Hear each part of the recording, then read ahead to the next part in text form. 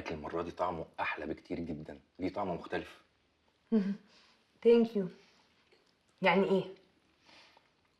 يعني الواحد لما بيجتهد ويقرب من ربنا سبحانه وتعالى بيخلي كل حاجه قدامه حلوه. طب وليه ما تقولش علشان بقالنا كتير قوي ما كناش مع بعض؟ احنا بعد كده هنبقى مع بعض في كل حاجه هادي، وما تبقيش بقى مضطريه تجري ورايا باللابتوب وتشوفيني فين، لان ربنا هيبقى معايا في كل حته. ساعديني ان انا اقرب من ربنا. لازم تبقى انت اللي عايز تساعد نفسك الاول، لان اخطائك كتير. انا بغلط زي اي بني ادم بيغلط، بس مفيش ولا مره من غلطاتي دي كان فيها خيانتك. الغلط مفيش اسهل منه، وكان قدامي كتير. كان ممكن اتجوز عرفي زي محسن صاحبي، بس ما قدرتش لاني بحبك. وانا كمان بحبك، يمكن ده اللي مخلينا متمسكين ببعض. ربنا يديم علينا نعمه يا حبيبتي. بصي انا شبعت، انا هقوم اغسل ايدي قبل البرنامج ما يبتدي.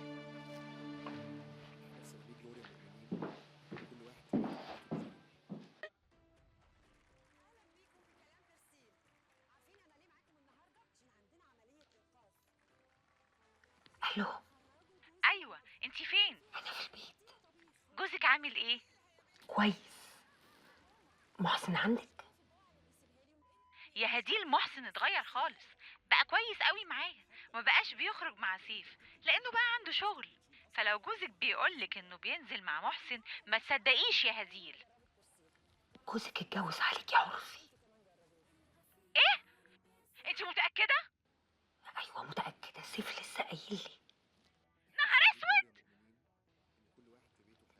اهدي شوية، هيحصل لك حاجة. يا هديل، انا هقفل دلوقتي واكلمك البرنامج بعدين. جه ولا لسه؟ لسه يا حبيبي، بس يلا باي باي باي. هيبتدي كده من غير ما نشوف بدايته. الله اكبر. الله اكبر.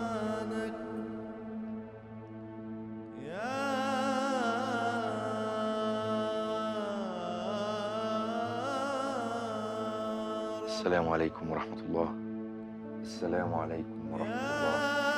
استغفر الله العظيم. يا رب أنت الكريم، أنت الرحيم.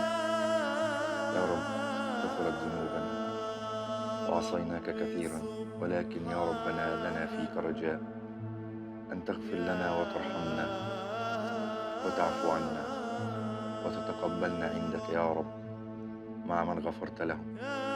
يا رب لا إله إلا أنت سبحانك القادر على كل شيء. اللهم إنا نسألك العفو والرضا يا رب. اللهم إنك أنت الواحد الأحد قادر على كل شيء يا رب، فاعف عنا واغفر لنا يا الله. ارزقنا يا رب ووسع لنا أرزاقنا يا رب. أنا وهديل نفسنا في طفل، وأنت القادر على كل شيء يا كريم. ارزقنا يا الله واعف عنا واغفر لنا. سبحانك أنت الرحيم.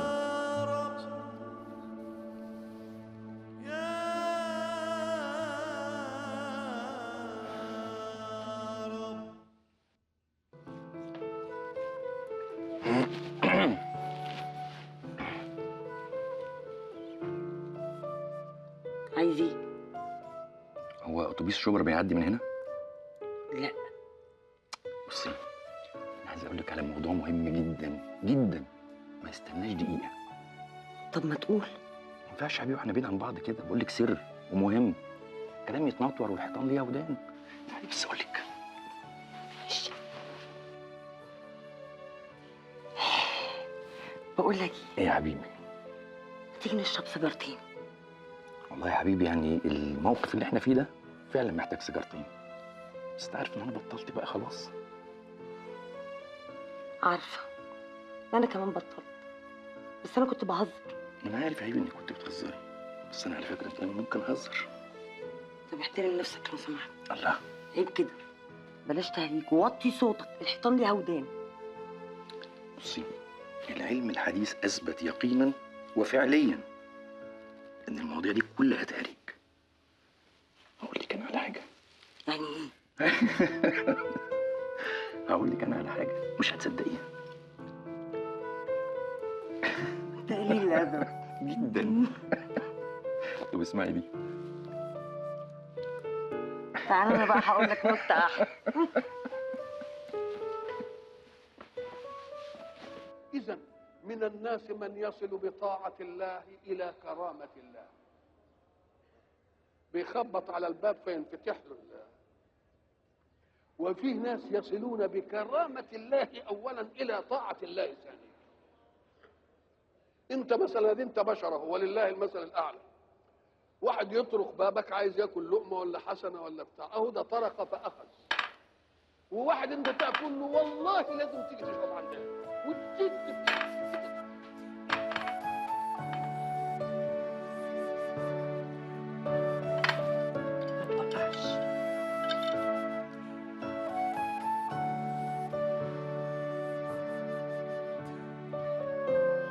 خلاص يا زينب، حاضر، هعدي عليكم بكره الصبح. ماشي يا قمر، باي باي. عملت لك شويه جروشرز تحفه، بس مش هيكفوا غير اسبوعين. يا حبيبتي وماله، ربنا يخليكي ليه؟ ايه الجو ده؟ هو انا بقول لك كده عشان تقول لي ربنا يخليكي ليه يا حبيبتي؟ حبيبي احنا الاتنين واحد. بموت فيكي والله. وانا كمان، بس اعمل حسابك هتعمل جروشرز كمان اسبوعين. بس ربنا يسهل. تعرف ان البنت زينب بتقول لي جالي زباين كتير قوي وطالبين اوردرات كتير، ولازم انزل الشغل من بكره عشان اعرف اسلمها. وماله يا حبيبتي، دي حاجه كويسه. شفت ربنا بيبعت لنا رزقنا ازاي؟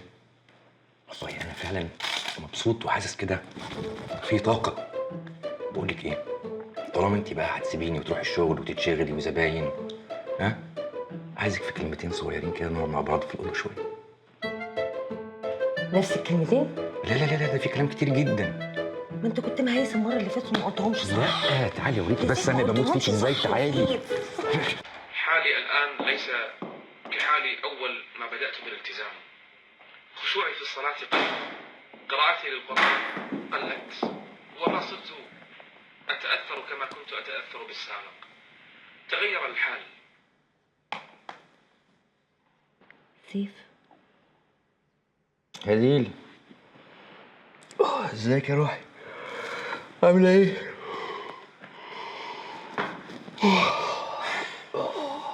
مش كويس. ليه بس؟ ايه اللي حصل؟ ياه، ده الواحد بقاله كتير قوي ما نامش النوم ده. انت عارفه والله دي نعمه من ربنا، نعمه كبيره قوي ان الواحد ينام كده من غير قلق. ايوه، بس يعني ربنا ما قالناش نعمل كده. ما قالش ايه بالظبط؟ ما قالش ان احنا نسيب الشغل نقعد في البيت نصلي ونقرا قرآن ونسمع دروس دين. طبعا ده كويس جدا. طب عارف، مرة الرسول داخل المسجد، قول عليه الصلاة والسلام، لقى واحد قاعد بيتعبد. سأله: انت مين بيعولك؟ قال له: اخي. عارف الرسول قال له ايه؟ قول عليه الصلاة والسلام. قال له: اخيك افضل منك. اشتغل بقى. هشتغل يا هديل، هشتغل، بس مش قادر انزل الشغل دلوقتي، وبعدين انا متوكل على ربنا. متوكل حاجة ومتواكل حاجة، والوضع اللي حضرتك فيه اسمه تواكل. وبعدين مش كل ما هكلمك في الموضوع ده هتقول ان شاء الله ربنا هيبعت منين؟ ما هو لازم نشتغل علشان نبعت. وايه لازمة الكلام ده دلوقتي؟ ولا يعني عشان انت صرفت على البيت شوية كده؟ عموما انا اسفة، ما اقصدش، لكن انا كمان مبقاش معايا فلوس. في اوردرز كتير بقيت الغيها. متقلقيش، انا هتصرف. تتصرف ازاي؟ يعني ممكن ابيع الموتوسيكل ونصرف على البيت من ثمنه. انت بتحب الموتوسيكل ده جدا، هتبيعه علشان تصرف فلوسه؟ طب وبعد ما نصرف فلوسه هتبيع ايه تاني؟ طب عايزاني اعمل ايه دلوقتي؟ تشتغل. حاضر، هشتغل بس مش وقته، لسه ما جاش وقت ان انا اشتغل. سيف انت بقالك شهر ولا بتروح الشغل ولا بتروح الجامع. انت ما بقتش تخش الجامع غير يوم الجمعه بس. ادي انا مستريح كده، وبعدين انا قاعد في البيت بأدي الفرض بفرضه وبقرا قرآن وبسمع دروس دين اكني في الجامع بالظبط. وبعدين اهم حاجه ان انا ما بعملش حاجه تغضب ربنا. طب اشتغل. حاضر يا هديل، قلت هشتغل. حاضر. بقول لك ايه؟ عايز ايه؟ سيف انت بتزهقش؟ ازهق؟ حد يبقى جنبه القمر ده ويزهق؟ ده انا باخد حقي منك تالت ومتلت، حقي اللي حرمتيني منه بقالك كتير. هو انا ليه حاسه انك بتنتقم مني؟ ده حب يا هبله. لا يا راجل. والله. بقول لك ايه؟ نعم. انتي اخبار التحاليل ايه؟ اهو برضه نعرف الجو فيه ايه. تصور كنت بفكر اروح النهارده. يا رب ارزقنا يا رب. يا تعالي رب. بقول لك، تعالي بس نترزق جوه. السلام عليكم ورحمه الله وبركاته. السلام عليكم ورحمه الله.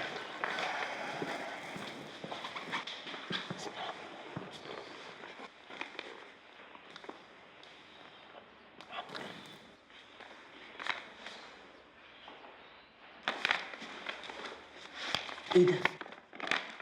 الموتوسيكل. بعته؟ ودفعت ايجار الورشه ومرتبات الصنايعيه وده اللي فاضل منه. ده كان عزيز عليك قوي. طب مش زعلان؟ يعني وبعدين انت مش كنت محتاجه فلوس؟ اديني اتصرفت. وبعدين ما تقعديش تقطميني ان انا بعت الموتوسيكل لاني اكيد ما كنتش عايز ابيعه. طب طالما ما كنتش عايز تبيعه مش كان احسن تنزل تشتغل؟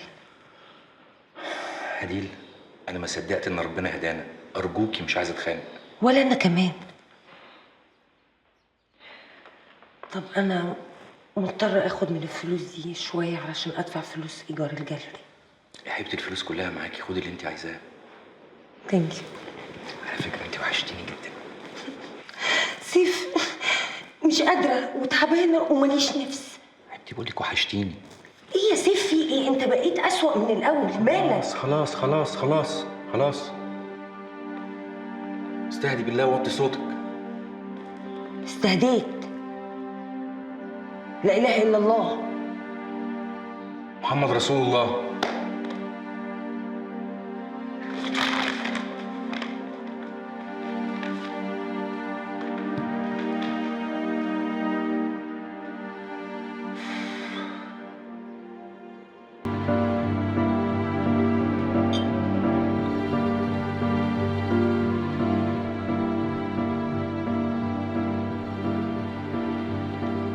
مفيش فايدة. هما مش بيقولوا برضه عندنا في الإسلام نغض البصر يا شيخ سيف؟ ايه غض البصر يعني؟ بعدين قلت لك من الاول انا مش عايز انزل، انت اللي اصريتي ان احنا نيجي.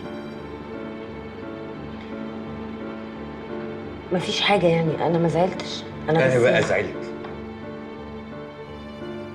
أنا ابتديت أتضايق من طريقتك دي. أنا عايزة أروح. يلا.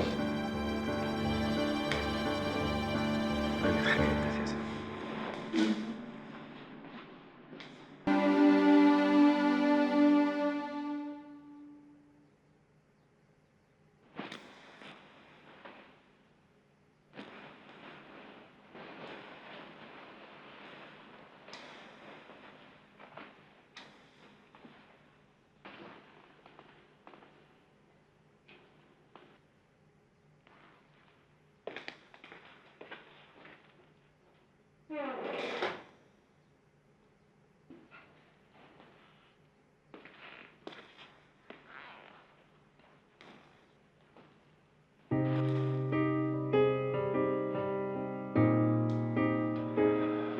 صباح الخير.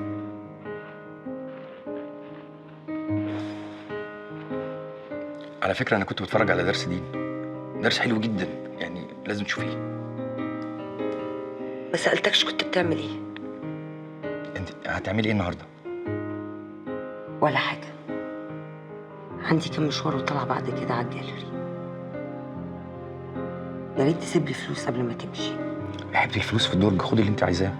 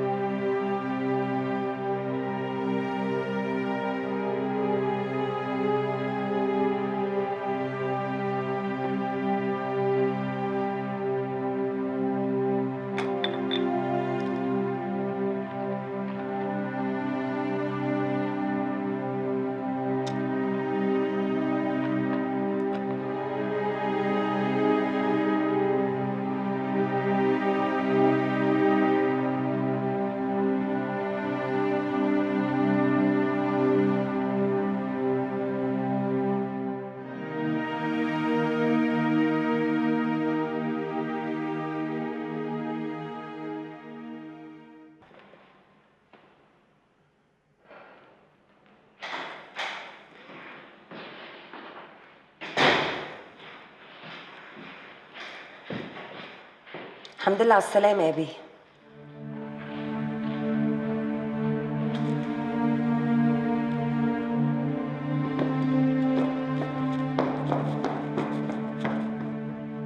ممكن أعرف كنت بايت فين؟ اطلعي بره يا هديل. مش طالعة، ورد عليا. أنت كنت فين؟ وبتعمل إيه أصلاً؟ رايح في داهيه، غير من وشك. البيه شاف له شوفه طبعا. ولا خلاص اتجوزت؟ انت مالك؟ اتجوزت ولا ما اتجوزتش؟ انا حر. إيه البجاحة والفجر اللي أنت بقيت فيهم دول؟ لمي لسانك واحترمي نفسك يا هديل. احترم نفسك أنت الأول. انت ست قليله الادب، والعيشه معاكي بقت تطهر، ولا حاجه نافعه معاكي، لا قرب من ربنا نافع، ولا صلاه نافع، ولا حاجه نافعه. انت ايه؟ جواك شيطان. طب وأنت لما اتغيرت أنا عملت إيه؟ ايه؟ اتحجبتي؟ ده كان عشانك مش عشاني. لا يا بيه، عشانك انت. اتحجبت وانا مش مقتنعه، لكن قلت طالما بقيت احسن انا كمان ممكن اكون كويسه. دي حاجه ماليش فيها، دي حاجه بينك وبين ربنا، انا مالي. طب وانت عملت ايه بقربك لربنا؟ انت مالك ومال انا عملت ايه؟ انا حر، ومن هنا ورايح ما تدخليش في حياتي تاني خالص. دلوقتي انت حر، ما تدخلش بعد ما خلاص ما بقاش معايا فلوس. ولا انا كمان بقى معايا فلوس زيك بالظبط، وبعت الموتوسيكل وكله كان بإرادتك، محدش غصبك عليه. عندك حق، انا غلطانه اني وقفت جنبك. كرهتني في كل حاجه حلوه بعملها. ايه الحلو اللي انت بتعمله بالظبط؟ بتاكل وتشرب وتنام معايا وتنام، هو ده كويس؟ انت بني ادم فاشل، فاشل في علاقتك بربنا، فاشل في شغلك، فاشل حتى في علاقتك بمراتك، فاشل. انت بتمد ايدك عليا؟ انا لو فاشل انا فاشل عشان انت معايا. انت ست فاشله، انت مش ست اصلا. حتى وانا نايم معاكي ببقى زهقان وطهقان لانك ست جهله. وفوق كل ده انت عاقر، ما بتخلفيش يا هديل. وانا هتجوز، انا حر هتجوز، وهسيبك كده متعلقه زي الكلبه. طلقني يا سيف. مفيش طلاق، انا هسيبك كده متعلقه. يبقى تمشي تطلع بره وما تدخلش البيت ده تاني، انت سامع؟ بيت؟ يعني هتطلعيني من الجنه؟ يكش يولع بيكي. في 60 داهيه.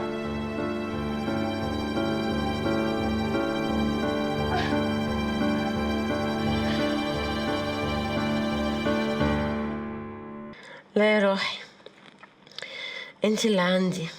سكرتي امبارح طينه واتدلقتي فجاه. ليه كده؟ بتحصل كتير.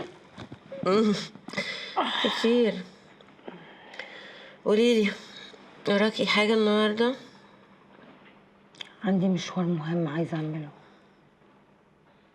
وعايزة أطلع على الجاليري بعد كده. سارة، أنا مبقتش أعمل شغل. ليه كده يا هديل؟ فشل، وماشية ورا واحد ما يستاهلش. ياه، هديل هانم بتعترف انها غلطانة؟ ده الايام هتقوم يا جدعان. بس ده في حد ذاته انجاز. متزعليش على الغلط، اكيد هتتعلمي من الفترة اللي فاتت. أكيد. انتي عارفة إن أنا الفترة اللي فاتت عرفت حاجات عن ربنا ما كنتش أعرفها قبل كده. طب حلو، بس المهم تكون حاجات صح، عشان اللي بيتكلموا في الدين اليومين دول كتير قوي، ونصهم بيحط لك السم في العسل. بس أكيد أنا هعرف أميز بين ده وده. يا ريت يا دود. بس هو ميستاهلش أي حاجة. حاولت أخليه يبقى كويس، معرفتش. لكن أنا علاقتي بربنا كويسة. أي نعم مش متدينة قوي، لكن براعي ضميري في حاجات كتير. انتي هتقولي لي والله احلى حاجة فيك انك يا ابيض يا اسود، ما عندكيش وسط. لكن هو ما يستاهلش حاجة. بقولك ايه يا هديل، محدش بيتحجب عشان يشجع حد، ومحدش بيصلي عشان يعجب جوزه. الإنسان بيعمل ده عشان ربنا وبس، مش عشان حد تاني. صح. قوليلي هتعملي ايه بعد الشغل؟ ليه؟ عايزة مني ايه؟ يا ساتر، الله الله الله الله، انتي اوعي. أول ما شفت اسمك على التليفون ما صدقتش. ايه؟ قلت مش هتصل بيك تاني؟ أنا كنت عارف إنك هتتكلمي، بس مش دلوقتي يعني. على الأقل اديتلك شهر كمان. يلا يا ستي مفيش مشكلة. المهم قولي انت عامل ايه والولاد وكل حاجة؟ أنا كويس الحمد لله. وإنتي؟ عايشة. طب ده خبر كويس جدا في حد ذاته. أنا بقى يا ستي ابني كان في النادي امبارح سايق العجلة جنب السلم، وقع دش دماغه وأخد غرزتين. يا حبيبي، طب وهو عامل ايه دلوقتي؟ زي الجن. صمم يروح النادي تاني النهارده يركب العجلة وكأنه ما خدش أي حاجة ولا كان في أي حاجة. ناقص.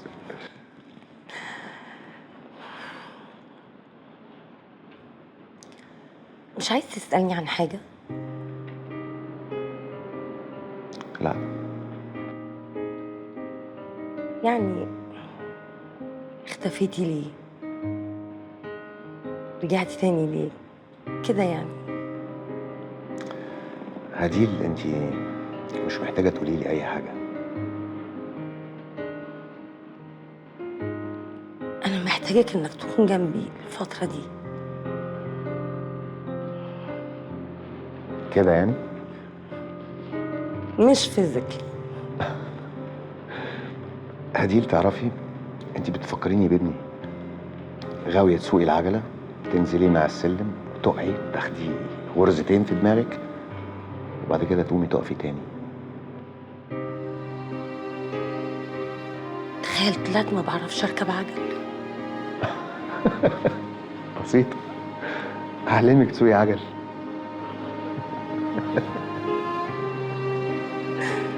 اوكي.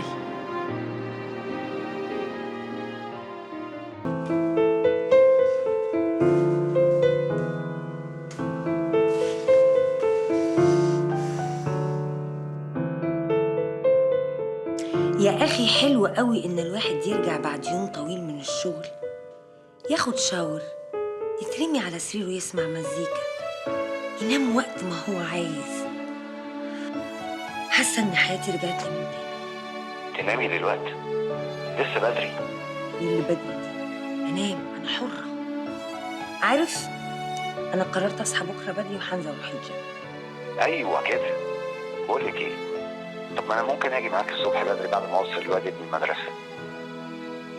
ممكن، ما تتأخرش ها؟ تصبحي على خير. وانت من خير.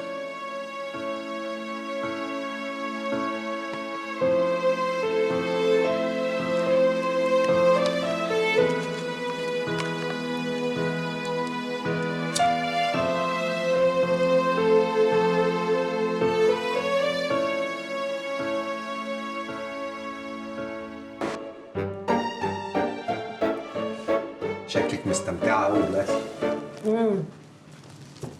انا عايزه اقول لك اني بقيت بستمتع باي حاجه بعملها.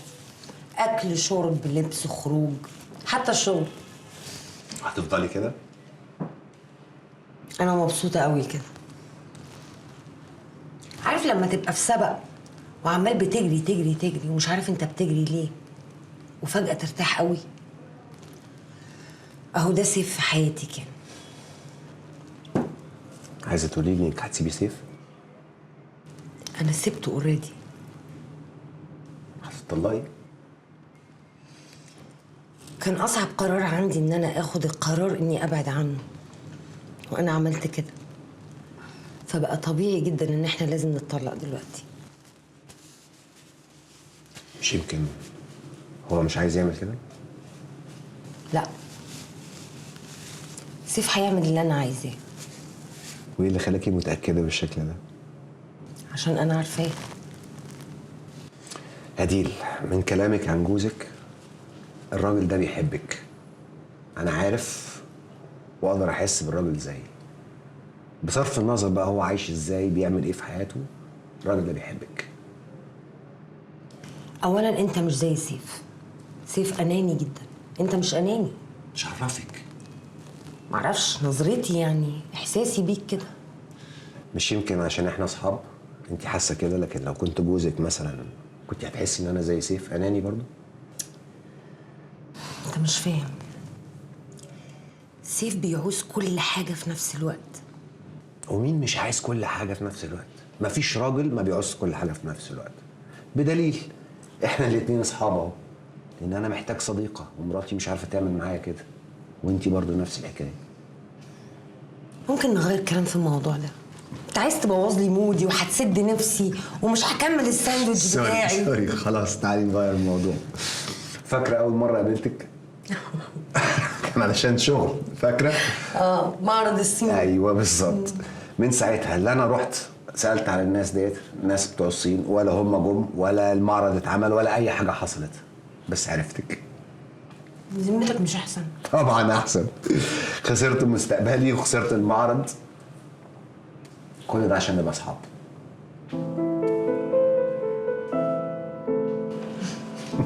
تشيرز. تشيرز.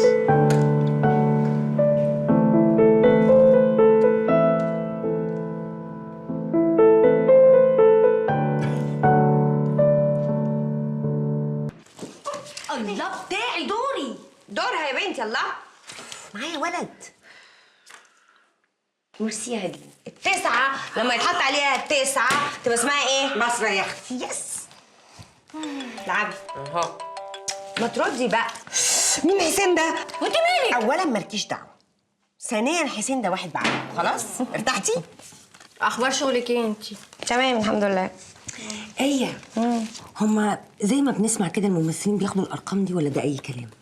مش كل الممثلين طبعا، النجوم بس هم اللي بياخدوا اجور عاليه. يعني بياخدوا كام؟ مليون؟ مليون؟ قولي 7 مليون. ليه ياما ليه؟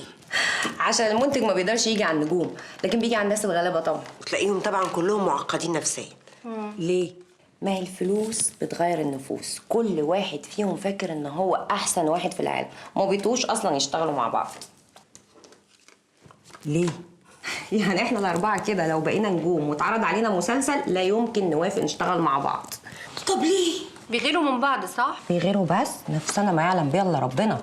كل واحد فيهم بيعد الكلمه في المشهد وبيعد المشهد في المسلسل، وده اجره اكتر، لا ده اجره اكتر، انا اسمي محطوط فين، يوه مشاكل كتير. عشان كده ما تلاقيش فيه بطولات جماعيه وتلاقي كل المسلسلات بطل واحد. ليه؟ هو انت ما بتشوفيش في رمضان ماسورة مسلسلات وانفجرت وكلهم شبه بعض، مع انه اصلا شهر عباده.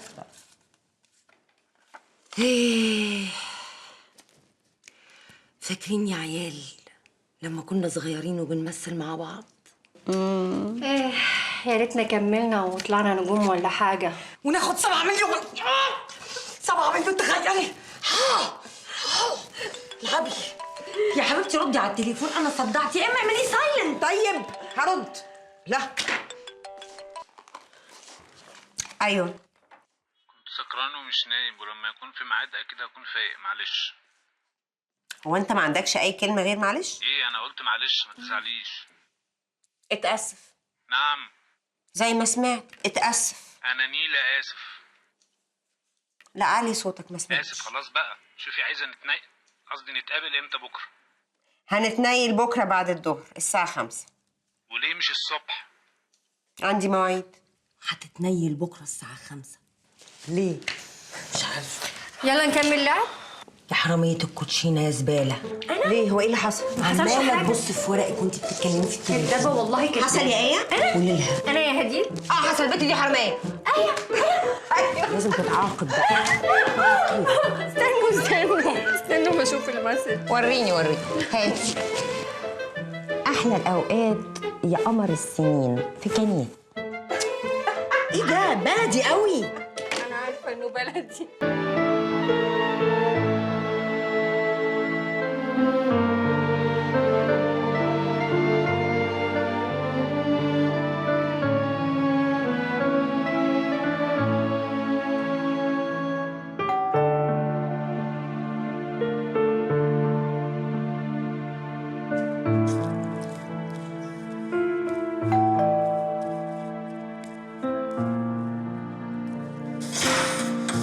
صباح الخير يا فندم. صباح النور. مدام يسرا بعت لحضرتك الملف ده. شكرا. قول لها ان انا هكلمها. تحت امرك.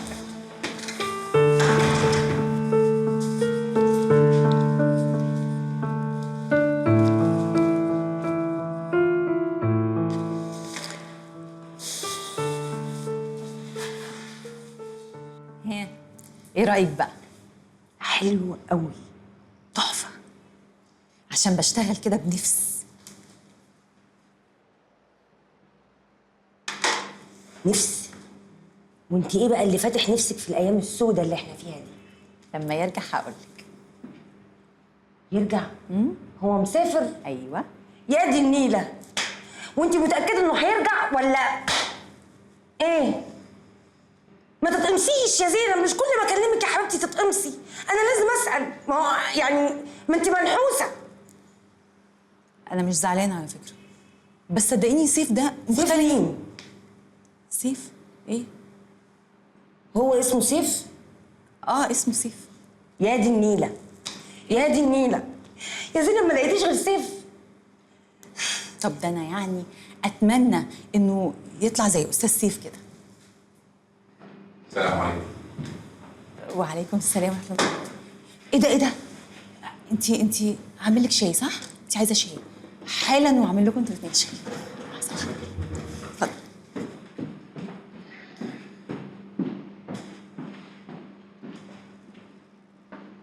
وحشتيني يا هديل.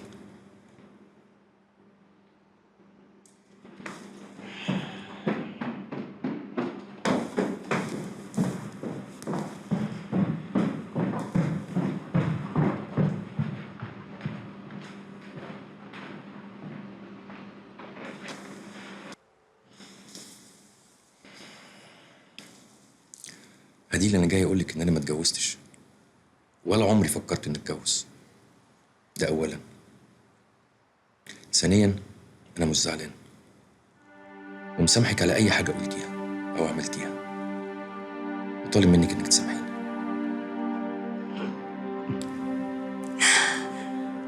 ايه اللي بيضحك في كلامي؟ طيب مبسوطه قوي انك سامحتني. انت بتتريقي؟ انت ايه رايك؟ جريه هديل. وطي صوتك وكلمني زي ما انا بكلمك. اتغيرتي قوي يا هديل. خفيت.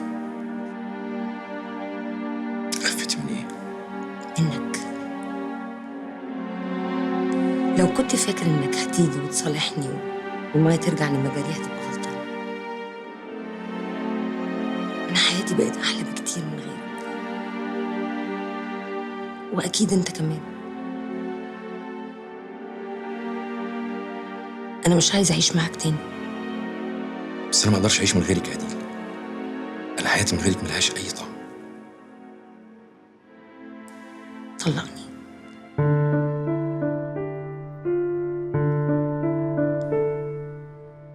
ايه؟ مش سامعني؟ هقولها لك تاني. طلقني. انت في حد في حياتك يا هديل؟ ما بقاش من حقك تسألني سؤال زي ده. الكلام عذاب صح. عذاب مين؟ مدرب الجيم بيقول انك بتروحي كل يوم ومعاكي واحد. بتراقبني. اوكي.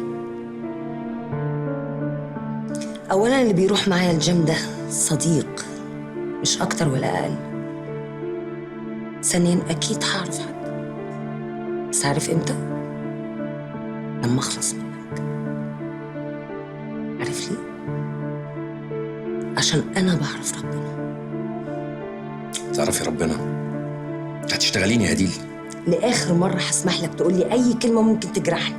وانا لاخر مره بقول لك مش هطلقك. هخلعك. هديل، انا مش جاي اتخانق، انا جاي اصلح. انا مش عايز البيت يتخرب يا هديل. يتخرب؟ اتخرب. انت بس اللي عرفت متاخر. انا عملت كل حاجه ممكن اقدر اعملها علشان انجح العلاقه دي، وفشلت. ما عنديش حاجه تانية ممكن اقدمها. مش مهم يا هديل، انا هقدر.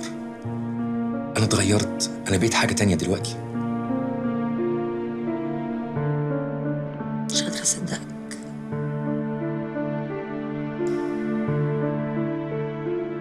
زمان قبل ما تقرب من ربنا كان نفسك تخون، ولما قربت منه بقيت عايز تتجوز عليا تاني. ايه؟ مش مالي عينك للدرجة دي؟ مين قال كده بس؟ مش عايزة اسمع منك كلام. بس انا عايز اتكلم. تقدر تعيش مع واحدة انت مش مالي عينيها؟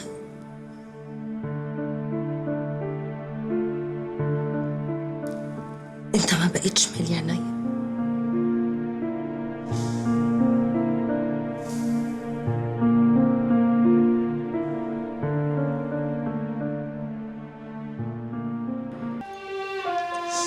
الحمد لله على سلامة أنكل. ألف سلامة عليه.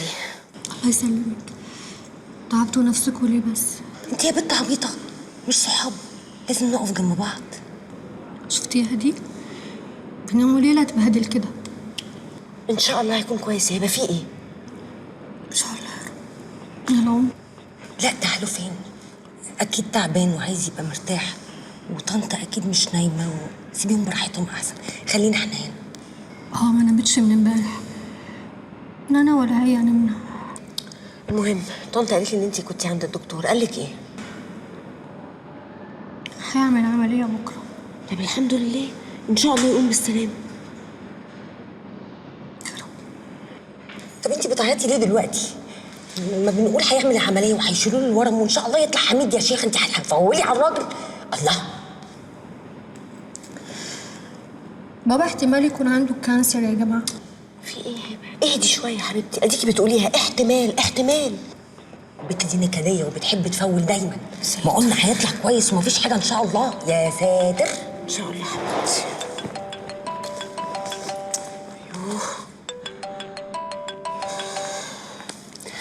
ايوه ايه؟ ايوه ساره حبيبتي، قولي لي وصلتوا؟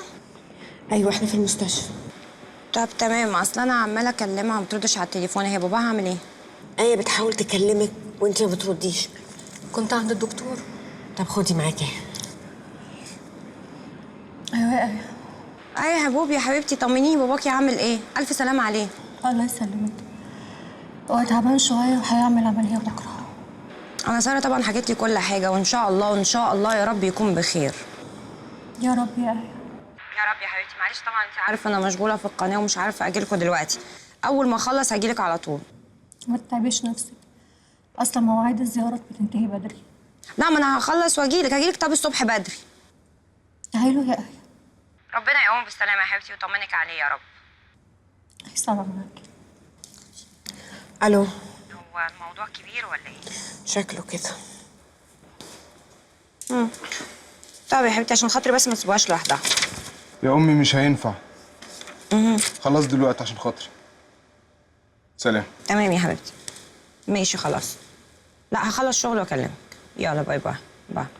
لينا ايه يا شيخ؟ انت مالك حاشره نفسك ليه؟ احنا في ايه ولا في ايه؟ انت غريبه.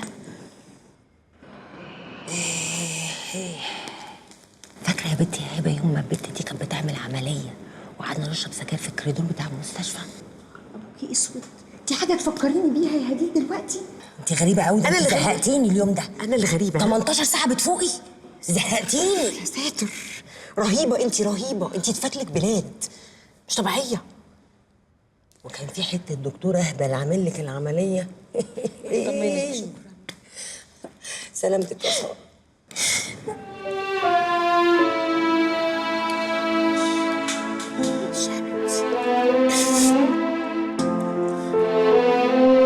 شوفي سكر. يا ريت عايز سكر. مفيش اجزاء تاني نقعد فيها. سكر.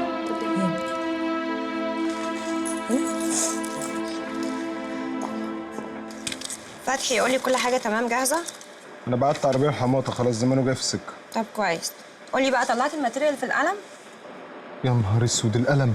يا نهار اسود القلم؟ يعني ايه؟ انا نسيته في البيت. يعني ايه نسيته في البيت؟ انت بتتكلم بجد؟ يا نسيته في البيت وهروح اجيبه حالا. يعني ايه تجيبه حالا؟ انت بتهرج؟ انت ايه؟ ما عندكش مسؤوليه؟ مش حاسس باللي انت بتقوله؟ اقسم بالله العظيم القلم ده ما جاش دلوقتي بالماتيريال اللي فيه لو اديك في 60 داهيه ومشيك من البرنامج. طب ممكن توسعي من قدامي عشان اروح اجيب القلم من البيت حالا؟ اتفضل يا بيه مهمل، اتفضل.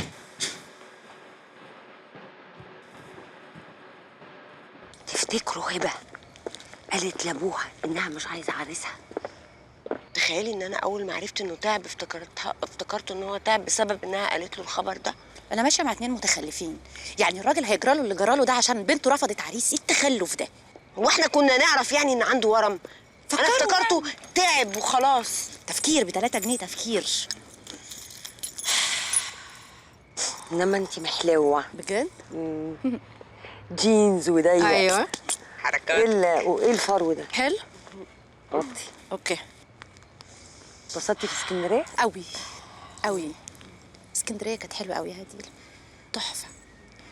عمري ما عشت يومين زي دول في حياتي بجد. لوحدك يا روحي؟ ايه؟ عشتيهم لوحدك؟ لا طبعا. كان معايا دكاتره وكان عندنا شغل يعني. طبعا احلى شغل ما بين الدكاتره في اسكندريه. انت هتقولي لي معروفه، شيء معروف. هديل ايه يا حبيبتي؟ ايه؟ لا عايزه اسالك بس ما فيش حاجه. هو انت فعلا رفعتي قضيه خلع على جوزك؟ انت مالك انت دلوقتي؟ يا حبيبتي انا عايزه اطمن عليك. انت مالك انت؟ يا هديل انا بسالك. انا مش عايزه اتكلم في الموضوع ده. خلاص ما تتكلميش في الموضوع ده. انا قلت حاجه؟ اخرسي. خرسي. اكتمي خلاص. له وقته وله مكان. طبعا. ايه العقل؟ كمل. ثم اني حر. طبعا. هو مش انتوا احرار؟ ايوه. ادوني مره فرصه في حياتي اعمل حاجه صح. ايوه بس المهم تكون صح. سامعاني بقى؟ انت مالك انت؟ خلاص انت مالك؟ قطمت. انا مش عايزه اتكلم في الموضوع. خلاص مدفع. يا ساتر يا ساتر. انت قلت لي حاجه؟ انا ما قلتش حاجه، ما اتكلمتش. انا مش عايزه اتكلم في الموضوع ده لو سمحت. ما بنتكلمش. ما بنك اهو قطمنا. افصلي. هو انا مش قادره اعيش معاه من تاني يعني، عارفه، ولازم اخلعه. ما هعمل ايه؟ مش عايز يطلع. انت ليه محسساني؟ ثانيه واحده، ليه محسسانك هتخلعي ضرس؟ ليه؟ انت مالك انت دلوقتي؟ مش انت اللي بتتكلمي يا هديل؟ انا اتكلم انت لا. انا يا ستي انا اللي اتكلم. انت اللي اتكلمتي. لا هي فتحت الموضوع. اسكتي. سكت. يا ساتر. انا اللي يا ساتر صح. عمال الخاطرين لازم نحجزك هنا في المستشفى. مستشفى 7 أدوار. قولي لي يا جان. لو سمحتي انا مش عايزه أنا جان. أنت جان؟ أنا جان. مالها دي؟ انا جبت سيرتك. دي مجنونة. اهدي رجعي شوية ما أنت كلمتكيش كده. أنا ريحي خالص أنت على شوية. فكرة. عايزة إيه؟ قولي لي يا جان. نعم. ماشي أنا. يا جان. أنا. هو الورم اللي في البنكرياس ده خطير؟ بصراحة كده بنسبة كبيرة هيبقى كانسر. يا نهار اسود. هبه هتموت لو عرفت حاجه زي كده. يا نهار اسود. لا اله الا الله، لا اله الا الله، لا اله الا الله. ربنا يكون معاها. وبعدين يا جماعه انا مش عايزه اتكلم في الموضوع ده. لو سمحتوا. يلا بينا يلا. لا هو ولا مكانه على فكرة. مكانه خالص. يلا يا حبيبتي أنا تعبانة أصلا وجاية مبسوطة. أنا ناقصة حد ينعكنن عليا مثلا. طب برضه مش هتكلم في الموضوع ده. ما تتكلميش.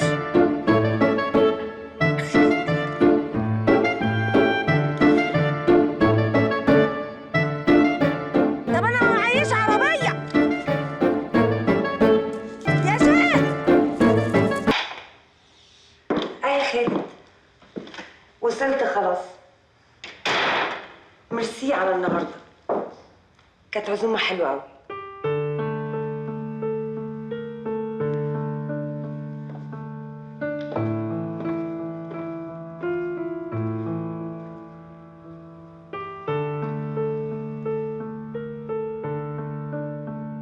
مالك ما بتتكلميش ليه؟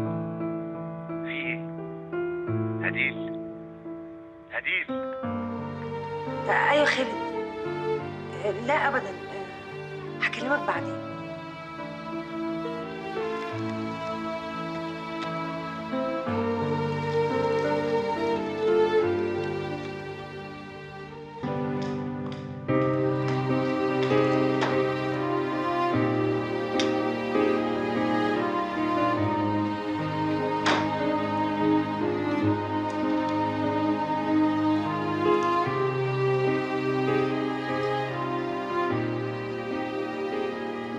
انت بتعمل كده ليه؟ عشان بحبك يا هديل.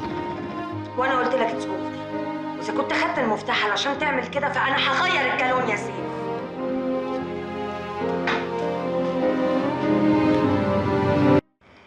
هنجيب الحجر ده وهندخل الخيط فيه. اوكي. نقيت اكبر واحد عشان نقفل بيه العقد. اوكي. وبعد كده هنجيب اصغر منه اهو. اتفضل. اوكي. يلا اتفرجي. اعمل ايه يعني؟ نقي احجار مناسبه لبعض والوان تليق مع بعض. بس كده؟ الله يطمنك. طيب ناخد ده مثلا احمر واخضر يشتغلوا مع بعض صح؟ ما تتريقيش عليا من شغال فضلك. لغايه دلوقتي شغال. اوكي انا بتعلم. ازرق. اوكي. انا هعمل لك كوكتيل حلو قوي دلوقتي. اصفر. بلاش اصفر. كمل. طب موف. ولا موف. ايه الاختيارات دي؟ نقي الوان مناسبه لبعض. انا هقول لك حاجه لذيذه جدا. احنا ناخد دول كده زي ما هما ونحطهم هنا. طلع دول كلهم واسلمك حاجتك زي ما هي واقول لك يا استاذه هديل انا ما بفهمش في الشغلانه دي، بليز اعفيني. عشان تعرف بس اكل العيش مر. اكل العيش وكلام السواقين اللي انت بتقوليه ده في ايه؟ طلب معايا. بس انت مالك؟ يعني ايه؟ يعني حاسس انك مش طبيعيه شويه. خالص بالعكس. بتسرحي كتير يا هديل، تروحي بعيد قوي ما بعرفش بتروحي فين بالظبط. هو السؤال بقى انت مالك انا بروح فين؟ سؤال مهم قوي. يعني مش عارفه ليه. طيب في الحاله دي بقى احنا يا ستي نجيب الاحجار المتناسبه مع بعض في الحجم في الالوان ونحطهم جنب بعض ونجيب الفتله السحريه اللي انت وريتيها لي دي ونبدا العقد بتاعنا نجيبهم جنب بعض.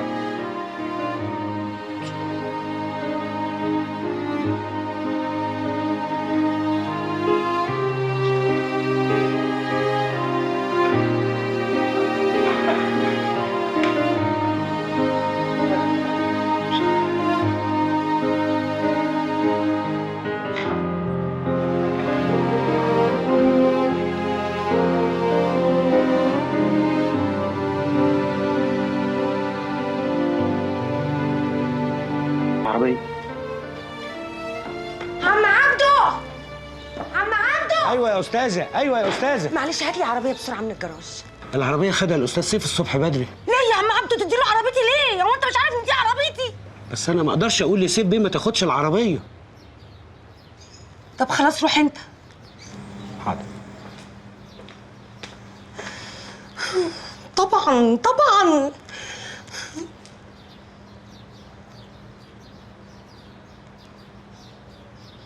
ما بيردش ما بيردش ما بيردش.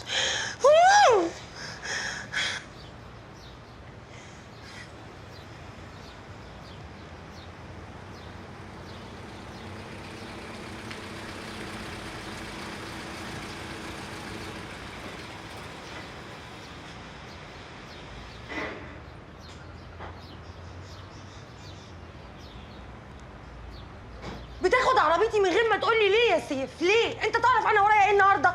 حرام عليك اللي بتعمله معايا ده، انا كان ورايا سيرفيس النهارده. يوه.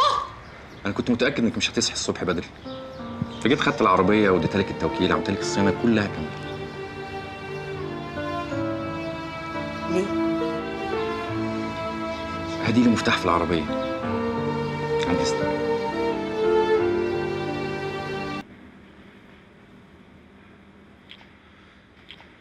طيب تعالي نرتب افكارنا. دلوقتي عم محمد بيعمل غسيل للكلى لحد ما نلاقي له متبرع ويعمل عمليه زرع كلى. من ناحيه تانية انت وزينب عملتوا تحاليل والنتيجه هتبان بكره. لو حد فيكم نفع يتبرع له اهلا وسهلا، ما كانش يبقى مضطرين نلاقي متبرع حتى لو نديله فلوس عشان يعمل عمليه. الموضوع سهل يا عبي. مش مهم الفلوس، مهم ان احنا نلاقيه. بس انا مش هخلي زينب تعمل العمليه حتى لو كانت تنفع، لسه صغيره. لعلمك بقى انا كنت ناوي اعمل كده حتى لو اي حد فيكم ينفع يتبرع له. انا مش فارق معايا، انا المهم ان محمد يخف. انت ما تعرفش ده يبقى بالنسبه لي ايه. هو اللي رباني زي ابويا. ما تخافيش عليه يا هديل. هديل عشان خاطري مش عايز اشوفك زعلانه. ضحكتك بتديني امل. اضحكي بقى ما تبقيش غلسه.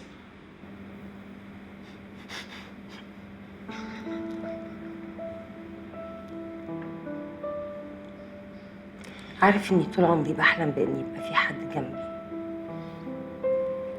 يبقى جنبي في اي مشكله تقابلني، حاسين انها سهله مهما كانت صعبه. مش عارفه اقول لك ايه. ما تقوليش اي حاجه. هديل انا ببقى فرحان جدا وانا جنبك.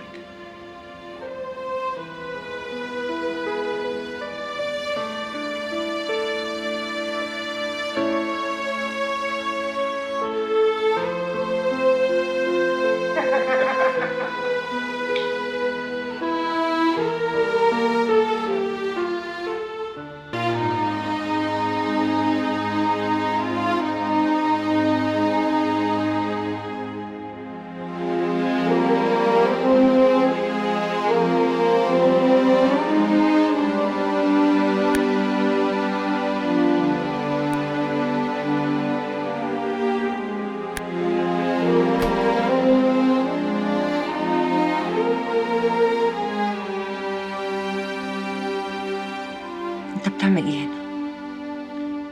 انا جاي اخد بيت حاجتي ونفسي اتعشى مع مراتي. سيف انا ما بقتش احبك، وعايزه اقول لك ان كل اللي بتعمله ده مش هيفيدك، لانه حصل متاخر. لسه عندنا وقت يا هديل. ما عندناش وقت. ليه ما عندناش وقت؟ لانه ما كانش وقته انك تتفرج على افلام واقول لك ده بيجرحني وانت ولا يهمك. ما كانش وقته لما ضحكت عليا وفهمتني انك بتقرب من ربنا وانت بتخدعني وبتفكر تتجوز عليا. ما كانش وقته حاجات كتير عملتها جرحتني. سيف احنا اللي بينا ما بقاش موجود.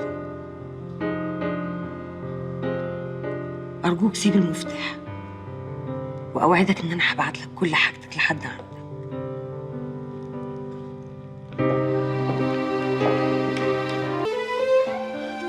تعبتك معايا يا بنتي. هي الادويه هتخليك تقول كلام مش مظبوط ولا ايه؟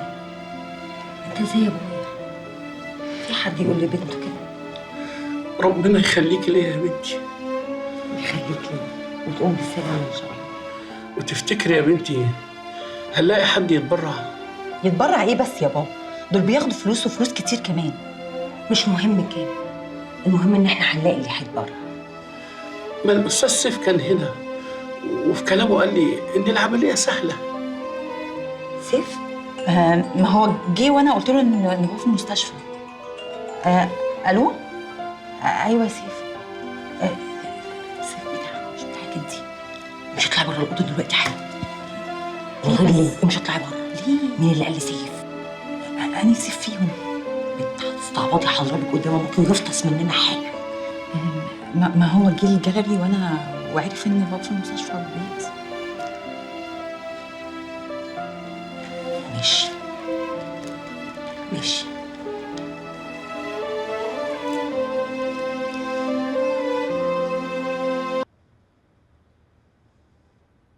يا هدين. اي والله عليكي. ازيك يا آية؟ انا مش عايزاكي تكوني زعلانه مني انتي او ساره. ونزعل منك ليه؟ يعني عشان اتعصبت عليكوا شويه امبارح. يعتك ولا هتشتريه؟ وبعدين المفروض تزعل منك هي جان مش احنا. جان دي عايزه تاكل بالجزمه. ليه يعني؟ ده في الموقف اللي هي فيه كنت فاكره ان انتي اكتر واحده هتنبسطي لها يعني. ليه بقى ان شاء الله؟ يعني عشان هتاخد واحد مسلم وممكن تسلم. يا بنتي يا هبله، دي هتسلم علشان بتحب مش عشان مقتنعه. وبعدين طالما مش هتسلم بصحيح تزعل ابوها وامها منها ليه؟ ما ترجع لاهلها. ايه الغلاسه دي؟ وبعدين خلصوا كفتسة مصر عشان تروح تحب لي واحد مسلم؟ انتي عارفه ان انا كل شويه بكتشف فيكي حاجه جديده؟ ليه؟ يعني انك حقانيه ودي حاجه بحترمها فيكي. يا بنتي انا طول عمري كده، ده العادي بتاعي، بس انتوا مش واخدين بالكم. لا ما تقوليش كده. يعني ايه؟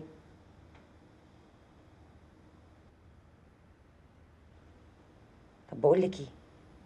انت مال صوتك؟ مفيش، متضايقه شويه. يعني موضوع كده هبقى احكي لك عنه بعدين. ويا بنت تكوني بتحبي واحد مسيحي وعايزه تتجوزي انت كمان. لا يا ستي. بقول لك ايه، طب ممكن اقفل معاكي ثانيه ارد على الويتنج واكلمك؟ باي.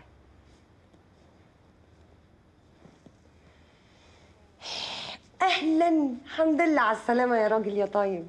الله يسلمك. تعبتك معايا يا بنتي. ايه الكلام بقى غلس ده يا عم محمد؟ مش هرد عليه. الظاهر ان العمليه اثرت على حاجه جوه هنا كده. انت ليه دفعتي الفاتوره؟ مش هرد عليك انت كمان. كتر خيرك يا بنتي. جرى ايه يا عم محمد؟ هو بقى في بين الاهل الحاجات دي؟ يلا بينا، يلا عشان اوصلكم. قومي قومي قومي باللي باين ده، قومي. الو. انا ساب الموضوع كله على ربنا يا انجي، هو يتصرف. سواء هدير رجعت ليا او لا، انا مش هرجع تاني لحياتي اللي فاتت لاني اتغيرت بجد، ومش هسمح للظروف ان هي اللي تحركني، بالعكس.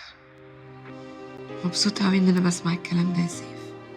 الكتاب ده لازم يطبع يا انجي، حتى لو انا ما عرفتش ارجع هدير. ربنا يسهل.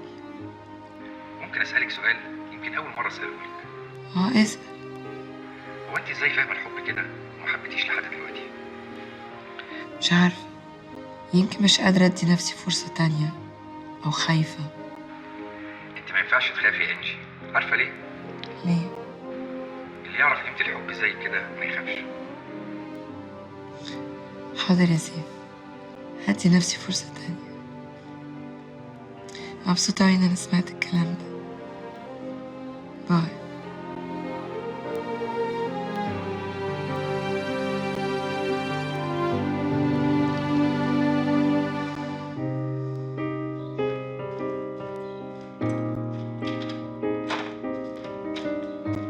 صباح الخير يا هدير. صباح النور. انا اسف اني جيت من غير ما اكلمك، بس في شويه اوراق جوه في الاوضه عايز اخدها. اوكي اتفضل. انت عيانه ولا ايه؟ لا استعبنا شويه. ده انت سخنه جدا. في دكتور شافك او اخدت اي دواء؟ لا. انت حرام عليك بتعملي في نفسك ده. بصي هاتي المفتاح، انا هنزل اجيب لك دواء من الصيدليه وهجيلك بسرعه، خشي انت ترتاحي. متشكره، ما تتعبش نفسك. هديل مش وقت دلع. هاتي المفتاح وخشي ارتاحي. يلا مش هتأخر عليكي، خشي ارتاحي.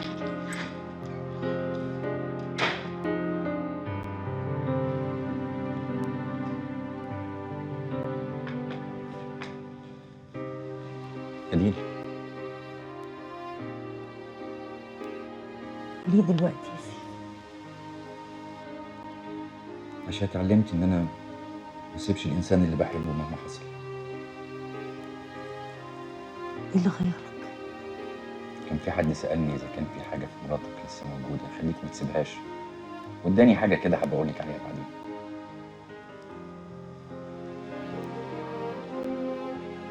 إيه ده؟ جبت الكتاب ده منين؟ مرات محسن صاحبي. أنا فعلا اديتهوله.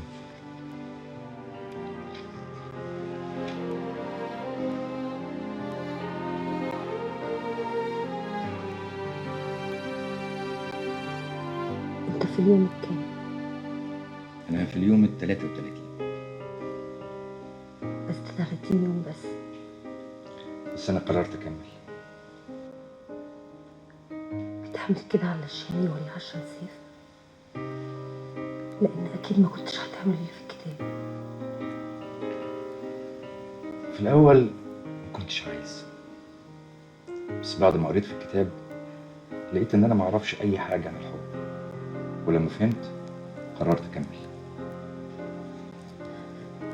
نفسي أصدق إن دي الحقيقة. مش هقدر أستحمل صدمة تانية. سواء صدقتي أو ما صدقتيش يا هديل، أنا عايز أقولك على حاجة مهمة جدا. عايز أقولك إن أنا آسف. أنا آسف على كل حاجة وأي حاجة. آسف إن أنا جرحتك في يوم من الأيام. أنا كنت أناني، كنت عايز منك كل حاجة وأنا ما اديتكيش أي حاجة. آسف على عصبيتي وقسوتي معاكي وصوتي العالي. أنا كان المفروض إن أنا أحبك وبس. أنا الأيام اللي فاتت دي كلها كنت بدعي ربنا كل يوم إنه يسامحني، وأنا النهارده يا هديل بطلب منك إنك تسامحيني. أنا اكتشفت إنك ما بتخلفيش لأن العيب مني أنا. أنا رحت للدكتور وباخد علاج دلوقتي، الدكتور طمني. أنا مش عايز أعيش بقية عمري من غيرك يا هديل.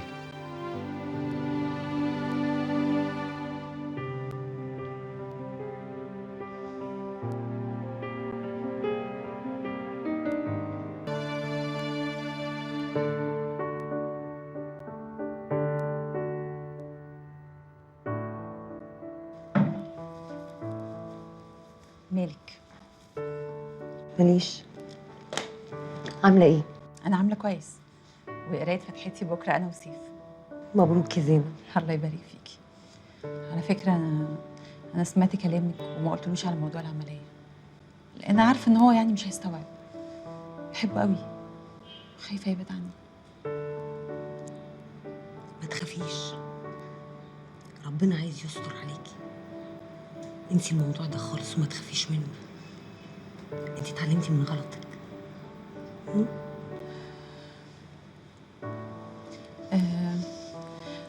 ممكن أسألك سؤال؟ طبعا. هو أنتي مش هترجعي لأستاذ سيف تاني؟ مش عارفة. على فكرة بقى، الراجل ده بجد بيحبك قوي. طب أنا هقولك على حاجة بس توعديني إنك مش هتقولي لحد. قولي يا زينب. اوعديني الأول. أوعدك يا ستي.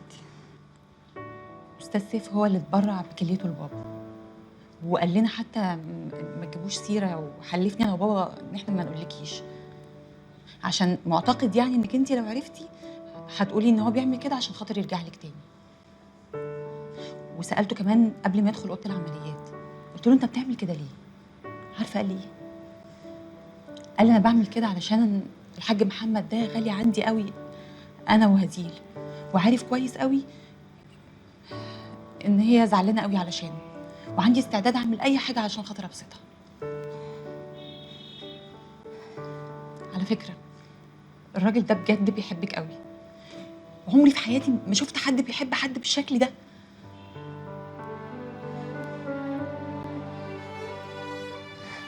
سيبيني لوحدي يا زينة، سيبيني لوحدي بليز.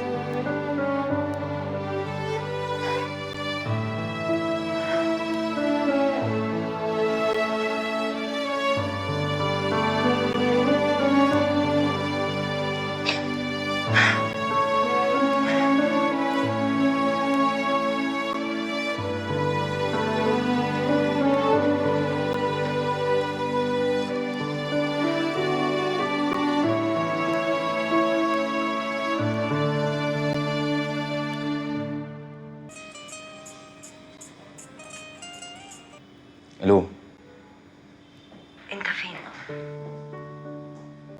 عايزه ايه يا هديل؟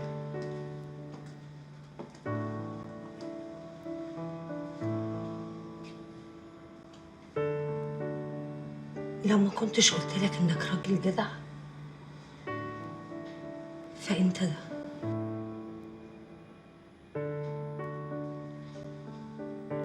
ولو ما كنتش قلت لك اني سامحتك فانا سامحتك.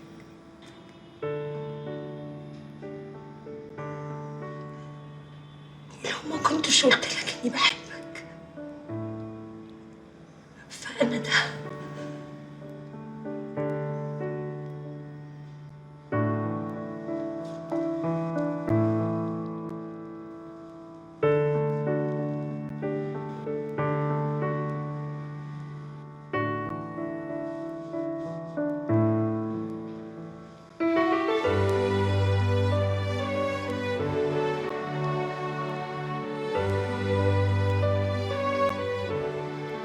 افتكر الوقت اتأخر إني أقولك، نفسي أعجز معاك، أو اتأخر إني أقولك نفسي أجيب منك بيبي. مفيش حاجه اتاخرت يا هديل، احنا لسه قدامنا وقت طويل.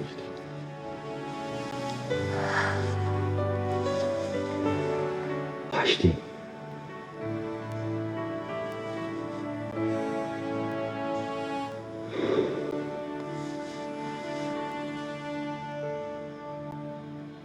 عارفة يا هديل، أنا نفسي أرجع بالزمن تاني عشان أتجوزك من أول وجديد.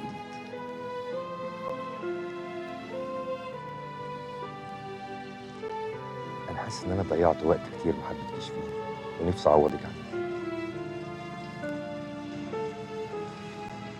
طول ما احنا مع بعض هنبقى أحسن. أيوة، من هنا ورايح هنبقى إحنا، ما عادش في بينا أنا خالص، إحنا وبس.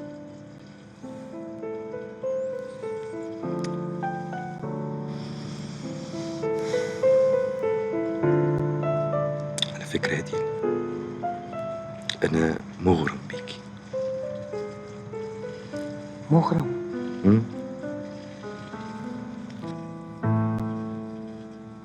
مش قديمة شوية دي يا سيف؟ مش بقولك هرجع بالزمن لورا، يعني هتلاقي كلام برضو كده قديم، يعني ممكن فجأة تلاقيني أقول لك كنينة. يسعد مساكو، أنا ممنون، قديم بقى. أو يسعد نهارك. بس تعرف فكرة حلوة، ترجع تتجوزني من جديد؟ خلاص يا سيف، بص، انت روح لابويا الله يرحمه وروح لامي الله يرحمها واطلبني منهم، وانا اوعدك هفكر. ايه يا هديل، انا عشان اروح لابوك الله يرحمه وامك الله يرحمها يبقى انا لازم كمان الله يرحمني؟ ما يلا في داهيه بقى يا سيف. وانا اتجوز بقى واحد طول بعرض وبشعر وبقصه، بعد الشر عليك. فاكره هديل اول مره مسكت ايدك فيها؟ كان يوم منيل ب60 نيله. ليه كده؟ ليه يا سيف؟ انت كمان حبكت تمسك ايدي وانت سايق الموتوسيكل. حد يسوق الموتوسيكل بايد واحده؟ خلتنا نتشقلط في الطين ومش عايزه اقول لك ايه اللي حصل لي. كل حاجه اول اوفر طين. ده انا ما عرفتش شكلك من الطين اللي كان لا ما بقول لك اول اوفر طين. وعلى ما روحت بقى الطين كان نشف، ومش عايزه اقول لك ايه اللي حصل بقى في الشاور. ايه ده غريبه جدا، دي ساين ربنا بعتها لي. انا مش عارفه ازاي ما فهمتش يعني ايه الغباوه دي. طيب فاكره اول مره بوستك في خدك؟ لا بس هو انا فاكره يعني انه كان عيد ميلادك، كان يوم حلو قوي. غريبه. حلو منين بس؟ مش عارفه. ده انا يا دوبك روحت البيت لقيت البواب مستنيني على باب البيت بيقول لي يا استاذ سيف البقاء لله ابوك مات. تقولي لي حلو. ما هي علامه برضه ما خدتش بالي منها. نفس الغباوه. بس عارفه على قد الغباوه اللي احنا فيها دي بحبك برضه. وانا على قد غباوتك ما اقدرش ابعد عنك. انت عارفه يا هديل، زمان اكتر حاجه شدتني ليكي ايه؟ مش عايزه اعرف. عينيكي، بصة عينيكي كانت حلوه قوي، شعرك.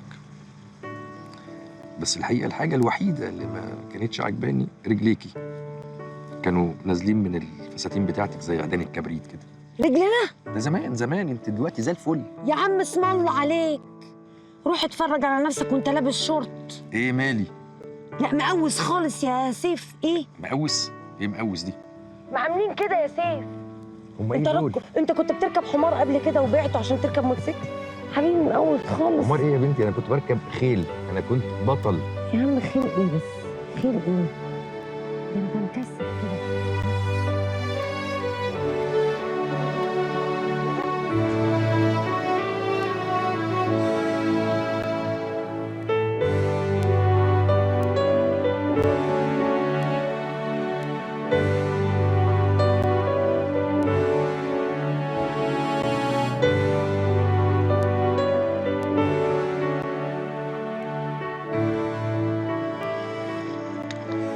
هفضل احبك طول عمري.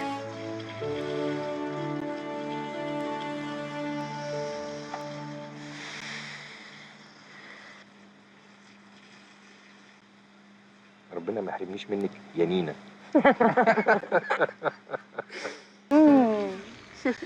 مش ملاحظين حاجه يا بنات؟ انا ملاحظه القمر صافيه كده. نخل. قمر ايه يا هبله انت وهي؟ ايه؟ انا بتكلم على الارض هنا كده. صرصار. هو انا كل ما اكلمك تقولي لي صرصار؟ بخاف من الصراصير يا جماعه. انا بتكلم على مستوى القاعده يعني. قاعده؟ يوه ايه؟ طب قولي عايزه تقولي ايه؟ حلوه القاعده. مش ملاحظين ان من ساعه ما شفنا بعض واتقابلنا حياتنا اتشقلبت؟ تصدقي يا هديل انك بتتكلمي صح، بس انا ما لاحظتش حاجه زي كده. ده انا حتى في الحياه نظرتي ثقيبه كده وذات معنى. ثقيبه؟ اه. طول عمرك دكتوره مثقفه. البت دي مش مصدقه ان انا صيدلانيه لحد دلوقتي. اجيب لك الشهاده من البيت اعمل ايه بالظبط؟ صدقني يا بنت ساره شكلك انت عامله لنا عمل ليكي في الحاجات دي صح؟ أكيد. بلبسك ده والغوايش والجنونات الملونة والشمع المرمي ومولع في هتولع في بيتهم في يوم من الايام. بس بقى انت وهي. لعلمكم احنا اتقابلنا عشان كنا كلنا محتاجين لبعض، وبعدين لو كنت عامله سحر يعني كنت عملته لنفسي، ما انا كمان حياتي اتشقلبت. يا اختي اتشقلبت ايه؟ انت متشقلبه خلقه. اللي متشقلبه ده انت كل يوم والتاني. اسكتي بقى، ده انت عرفتيني. ده انت بقى لنا قد ايه بنشوفها دي؟ متشقلبه ولا هتقولها؟ وبعدين حامل مش عارفه من مين. يا هادي خلاص يا هادي يا انت غلسه بجد. بتقول لك اتشقلبت، ده انت اتعدلتي يا شيخ. ماشي انا اتعدلت وانتي هي بقت كده. يعني انا شلت لا مش شغاله يعني حفظت الخط. اوكي اتعلمت. بصوا انا مش عارفه يعني هي احسن يعني ولا احسن يعني يعني احسن. على الاقل في الاخر عرفت راجل. تمام. طب يا جو انا اسفه مش هقدر اسالك السؤال ده، انا عارفه انه سؤال حساس. لا ما فيش اي حساسيه ولا حاجه، عادي. بس اللي انا عايزه اقوله لكم حاجه مهمه جدا بجد. يمكن اكون احسن واحده فيكم دلوقتي. ليه يعني؟ السلام. انا حاسه ان نفسيتي بقت احسن، حياتي بقت احسن. بشوف الناس وبحس بيها بشكل مختلف. ايوه بس اول ما عرفتك كنت متحشمه عن كده. يلا فعلا؟ دي اكتر فتره في حياتي بجد انا راضيه فيها عن نفسي. قد ايه انا عظيمه ومتواضعه. الله البت دي زباله. انت طول عمرك كده على فكره، طول عمرها كده، انت مش هتخسي ابدا. ده انت شخصيه عجيبه. يا بس يا حد انا اقدر كده اقول ان انا كده نجحت في ايه؟ العمل بتاعي. برافو. اشتغل. برافو. عمل ايه؟ عمل اسود والهب. مش انا عامله سحر الحوار كده كنت بقول لها انت عامله باللبس سحر هنا من انا نجحت يا هديل. عشان كده انا هطلب منكم طلب دلوقتي. ايه؟ مدوا ايدكم. يلا ماشي، يلا بينا يا ماما. لا تعالي انت وين؟ المد ايدكم، ايدي اتقطعت اتشلت. انا مش عايزه، مش هلعب. لا بليز مش عايزه. بطلوا تهريج بقى. مدوا ايدكم عشان عايزين نتواعد ان كمان 5 سنين يوم عيد ميلادي برضو نتقابل يوم اسود ونقعد بس بقى. هتفضلي تحتفلي بعيد ميلادك لمده كل 5 سنه؟ سنين؟ كل سنه. ايوه طبعا. ايه الفراغ ده؟ لا بس كمان 5 سنين تحديدا نتقابل ونقعد القعده دي. اوبا انا موافقه. مش هنشوف بعض لمده 5 سنين. ايه هبله انت وهي. لا طبعا هنشوف بعض بس هنقعد قعده زي دي كمان 5 سنين. ليه؟ عشان نشوف ايه اللي حصل في حياتنا. فعلا اكيد حاجات حلوه جدا هتكون حصلت. ليه؟ ايش ضمنك انه في حاجات احسن؟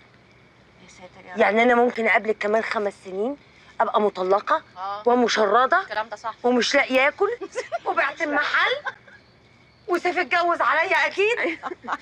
مش هتخلي في الشارع. ها؟ مش حالتي في الشارع كمان غالبا. يا رب. وانت حياتك هتبقى ايه؟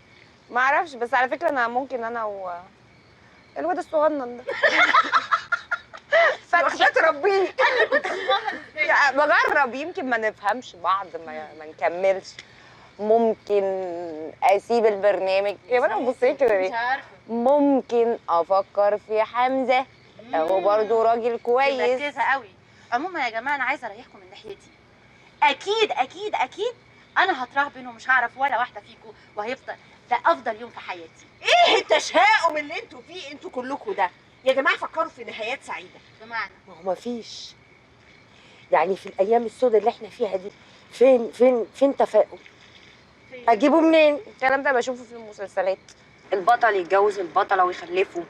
بس على فكره كمان المسلسلات اليومين دول مش لازم نهايه سعيده. البطل ممكن يضرب البطله بالقلم فتروح مطلقه قبل النهايه. عادي على طول بيعملوا كده. وكمان في مسلسلات اليومين دول لازم يطلعوا المسيحي يترهبن في الاخر. مش عارفه قافلينها قفله سودا. طب بصوا بقى انا جات لي فكره هايله. ايه؟ احنا لما هنتقابل ان شاء الله يوم عيد ميلادي برضه كمان 5 سنين ندينا طول العمر هنقعد مع بعض ونكتب قصه حياتنا في مسلسل. اصلا لو كتبنا قصه حياتنا في مسلسل محدش هيصدقها لان كله هيقول لك ده خيال علمي. هو في حاجه بتحصل بالشكل ده؟ ايه الهبل ده ليه يعني؟ اللي ليه يعني؟ بنات ومخدرات وحشيش وخمره والفاظ زباله. صح. ده مش ده حصل فعلا وبيحصل؟ ايوه حبيبتي حصل وبيحصل. بس مش كل حاجه في حياتنا ينفع نقولها كده. يعني ما ينفعش نقول للناس ونعترف بكل حاجه بنعملها علشان في حاجات في حياتنا اكيد بتبقى عيب ما يصحش ان احنا نقولها. ليه؟ عشان عيب. لا كده احنا بندفن راسنا في الرمل. ايوه احنا لازم الناس تتعلم من اخطاء الاخرين. ايوه يا ساره جنى عندها حق. ثم ان مش كل الناس مشاكلها زينا. صح. في ناس مشاكلها ابسط بكتير. يا حبيبتي مش كل الناس مشاكلها زينا بس في ناس مشاكلها زينا وفي ناس زي ما انت بتقولي مشاكلها ابسط وفي ناس مشاكلها اكتر. بس المشكله الناس بتختار ان هي تجمل واقعها بالكذب. ايوه بس احنا عندنا مشكله في بلدنا. هنا الناس ما بتحبش ان انت تواجهيها بمشاكلهم. يعني ما يحبوش ان انت تقتحمي حياتهم. بيخافوا من الموضوع ده. طبيعه مجتمع يا جماعه. يا جماعه ما تسيبوها تقول اللي هي عايزاه. انا اللي اعرفه يا ساره ان انت ممكن تفهمي الحاجات الكويسه اللي جوه الناس بس انت ما بتفهميش في الناس اللي بتكذب على بعض. يعني على سبيل المثال لو احنا قررنا ان احنا نعمل قصه حياتنا دي مسلسل من اول حلقه هتلاقي في ناس او بعض الناس معترضه تقول لك ازاي مطلعين البنات بتشرب بالشكل دوت حشيش وخمره وبتتكلم كده وعندها علاقات. ايه هي كل بنات مصر بالشكل ده؟ مش هو ده اللي هيتقال؟ مش هو ده اللي هيحصل؟ اكيد مش كل بنات مصر طبعا زينا. في بنات احسن وفي بنات اوحش. صح. ولو عملنا فيلم عن المخدرات ده مش معناه ان مصر كلها مخدرات. ولو الدعاره مثلا مصر كلها دعاره. بس ده تفكير غلط. الفكر نفسه غلط. تعرفي يا بنتي يا ساره انهم ممكن يقولوا ان سبب الانفلات ده ان الناس دي من الطبقات العليا معاهم فلوس بقى يصرفوا على المزاج والروقان. انت معايا ولا مع الاسف؟ لا انا معاكي مع الاسف. انا معاكي مع الاسف. عارفين بجد اللي يشوف بلدنا دي من فوق غير اللي يشوفها من تحت. كلمة رائعة، الكلمة دي اتقالت في فيلم قبل كده. انا سمعتها من فوق ومن تحت اهو. الكلام ده مثلا لو قلناه في مسلسل هيعترضوا عليه. ليه؟ انا بقول لك على فكرة في اتقال على فكرة ده اتقال تحديدا في فيلم او مسلسل. يقول لك فيلم ماشي مسلسل لا. اسمعي كلامي. بس انا عايزة ثانية واحدة ارد عليكي يا هديل في حاجة معينة. مشاكلنا مش سببها فلوسنا. مشاكلنا سببها تربيتنا. والغلط اللي بيتعمل في فيلا ممكن يتعمل في شقة وممكن يتعمل في عشة وساعات أكتر كمان. ممكن يتعمل في الشارع. بس لولا بقى البوليس يقبض عليهم ويقول لهم فعل فاضل في الطريق العام او كبسه. انت خلاص بقيتي مزاج من الاقسام، فاكره؟ تخصص يا عموما يا بنات لو ناويين تعملوا المسلسل ده بجد بلاش تعملوا حسابي فيه. مستحيل تطلعوا واحده مسيحيه بتفكر زيي. وعموما برضه مؤلف المسلسل ده هيكتب في النهايه ان انا لازم هترهبن. الموضوع قفل في وشي. طب ترهبني وتريحينا. ايه رايكم في الموضوع ده؟ يا جماعه ايه العقد دي؟ ايه كم العقد دي؟ ليه؟ احنا لازم نحاول ان احنا نغير افكار اللي حوالينا. ازاي يعني؟ من المسلسل. بجد؟ ايوه. طيب خلاص يا جماعه احنا بلاش نحبط ساره. اوكي. احنا هنعمل لك مسلسل. ماشي. يعني احنا ممكن نتكلم في المسلسل عن هبه وابوها وامها ان هم يعني تستعر منهم. عادي يعني. ما هم بصراحه نفوريش وحاجه نيله يعني. لا والعربيه البيضاء مش لايقه على الاب والام وحاجه غريبه. الفضايح دي يعني دول ممكن نقول عليهم. آية. نعم حبيبتي. عادي مفيش حاجه. عادي يعني بتكافح وشغاله. صح. مفيش علاقات كويسه. كفاح يعني معديه دراميا. جان عايشه دور المضطهده في البلد اللي عارفه انت ازاي ومش عارفين يعملوا حاجه مضطهدين وهم مسيطرين يعني. حبيبه قلبي حبيبتي. انما انت يعني انا وانت يا ساره مستحيل نطلع في مسلسل. ليه بقى ان شاء الله؟ ايه اللي ليه؟ ايه اللي واحده داخله لي خارجه لي مع رجاله ومش عارفه مين وحامله لي من واحد وما تعرفش من مين ومش عايزه تنزله. ده انا كافحت. ده انا ومش قلتني. فاكره؟ وبعدين تقول لك عادي ازاي انا اطلع ده في مسلسل؟ اقول ايه؟ صحيح. يعني انا اقول للرجاله جوزي بيتفرج على افلام بورنو انا اقول لهم ايه؟ مش بورنو ما تقوليش كده. عشان رقابه. برافو عليكي. يعني جوزي بيتفرج بدل افلام بورنو عشان رقابه. ايوه افلام ثقافيه. ايوه كده بعدين. وبعدين انا بقى مش عايزه انام معاه. لا الرقابه. ايوه مش عايزه اقيم معاه علاقه زوجيه لذيذه عشان اذل امه. ما انا لازم اذل امي. هيذل في امي بس طبعا. لا وبعدين ايه لا مش عارفه تقول حاجه. مش عارفه تقول حاجه عشان رقابه. ثانيه واحده. احنا بقى بالذات لازم قصصنا تطلع في المسلسل. ليه بقى؟ الناس هتتعلم الصح ازاي يا هانم غير لما تشوف الغلط قدامها وتشوفه واضح كده ومخبوط في وشها. وجهه نظر الغلط كله. وجهه نظر صح. غلط كله لازم يتخبط في وشهم. بس في مشكله تانية. مين المؤلف اللي هيكتب كل البلاوي دي؟ احنا محتاجين مؤلف يكون عامل كده يعني حسني اللي هو كده اللي هو يعني ايه فظيع كده جريء يعني فاهمه؟ يخبط الناس في وشها كده مره واحده. مين؟ مش عارفه بقى مين يا آية؟ عندك انا حد؟ يعني مش فنانه. مش انت الفنانه اللي فينا بقى وعايشه الدور وكده؟ طب صدقوا انا عندي حد فعلا كويس جدا. مين؟ مين؟ هعرفكم عليه. بجد؟ والله بجد. مسيحي؟ جريء. انت بدور على عريس ولا ممكن على فكره حقي عادي. طب مين المخرج؟ انا عندي مخرج. مين؟ تعرفي منين؟ عيب بقى. تعرفي منين؟ عيب مخرج منين؟ طب انا مؤلف. سؤال بقى تعرفي مخرج منين؟ تسأليني انا سؤال زي ده؟ مش فاهمه. لا دي الخبره. لا عندي ولا ايه؟ عندي مخرج صايع. هايل كويس. صايع. ايه هبله. انت مش محتاجه مخرج صايع. امال انت محتاجه مخرج ما يهموش حد. ما يهموش حد. طبعا. هو صايع وما يهموش. هايل. خلاص اتفقنا. لقينا مخرج ولقينا مؤلف. تمام. لقيتي منتج؟ معانا فلوس بقى. مش احنا معانا فلوس؟ اوكي. هبه بابا وماما عليهم على البابا. هبه صاحبتنا عادي ممكن تعملها يعني. يعني كل واحد موت. ندخل باجورنا مش مشكله. احنا اللي هنمثل برضه. امال ده ايه ده؟ انت بتهزري؟ طب ايه اسم المسلسل؟ انا افكر. قولي يا اختي اتفضلي. هنسميه دي حاجزه مكان دي. هنسميه أنانية. احنا نسميه يا رب جايه. قلوب. حلو قوي. الوان تحفه. قلوب ايه الوان؟ قلوب قلب احمر. اخرسي ايه؟ اخرسي ايه قلوب دي؟ ده جميل. قلوب عاجبك؟ ده تحفه مش عاجبني.